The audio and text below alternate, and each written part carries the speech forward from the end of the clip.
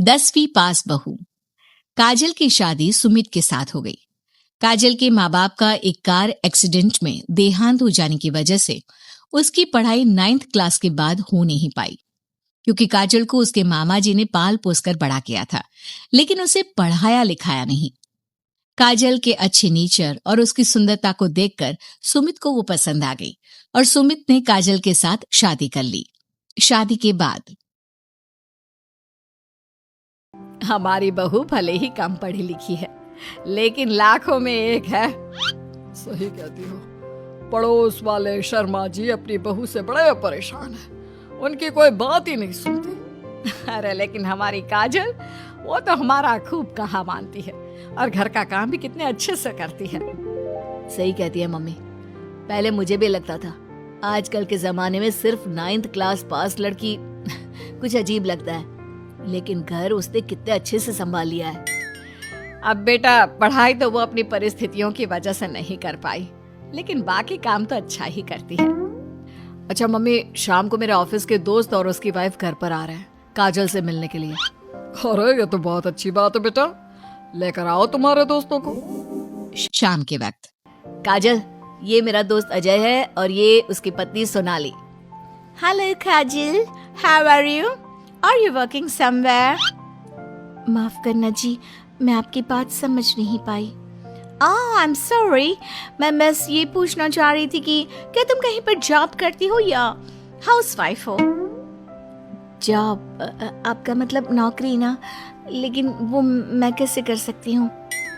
ये तुम्हारी वाइफ क्या कह रही है? क्या तुम अपनी वाइफ को जॉब नहीं करवाना चाहते? अरे नहीं नहीं दोस्त, वो बात नहीं है। एक्चुअली काजल सिर्फ 9th पास है ना, इसलिए। Oh my God! Are you serious? Sumit आजकल के जमाने में और सिर्फ 9th पास? आजकल तो गांव की लड़कियां भी कॉलेज की पढ़ाई पूरी करती है। काजल, क्यों पढ़ाई नहीं की तुमने? बस मेरे सामने कुछ ऐसी प्रॉब्लम थी जिसकी वजह से मैं पढ़ाई नहीं कर पाई जी। सुमित को अपने दोस्तों के सामने बहुत अजीब लगता है कि सब लोग इतने पढ़े लिखे हैं और उसकी बीवी सिर्फ 9th पास है, लेकिन वो काजल को बहुत पसंद करता था, इसलिए वो काजल से कुछ नहीं कहता। लगता है इनको इनके दोस्त के सामने बहुत अपमान जैसा महसूस हो रहा है।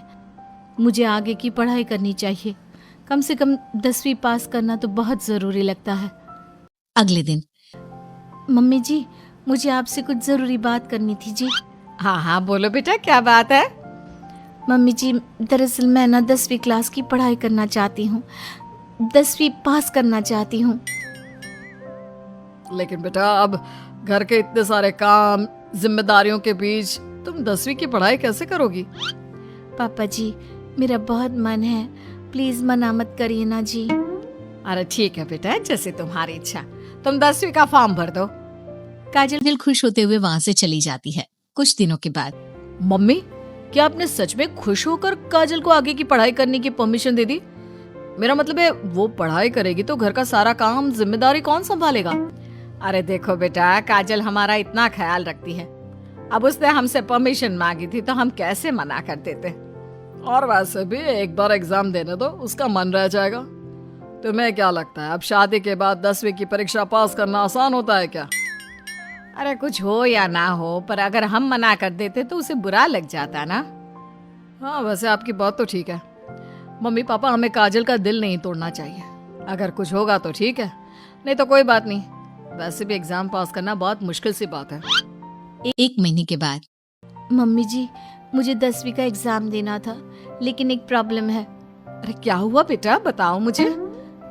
मम्मी जी, मैं प्रेग्नेंट हूँ और ऐसी हालत में मुझसे पढ़ाई और काम दोनों चीजें नहीं हो पा रही है। अरे कोई बात नहीं बेटा, तुम अंदर कमरे में जाकर आराम करो, हम कुछ सोचते हैं। काजल के जाने के बाद मैंने कहा था ना, इसे अपने मन की कर लेने दो। हम मना करते तो बेकार में बुरा मान जाती। अब प्रेग्नेंट हो गई है, पढ़ाई तो वैसे ही नहीं कर पाएगी। सही कहती हो तुम, लेकिन मुझे लगता है कि बहू का 10वीं पास करने का बहुत मन था। मम्मी, उस दिन जब मेरे दोस्त घर पर आए थे ना, तो मैंने काजल का चेहरा देखा था। वो बहुत उदास हो गई थी, शायद उन लोगों के सामने खुद को काफी नीचा महसूस कर रही थी। अरे लेकिन बेटा, हमने तो परमिशन भी दे दी ना। अब प्रेगनेंसी और घर की जिम्मेदारियों के चलते कैसे सबको संभालेगी?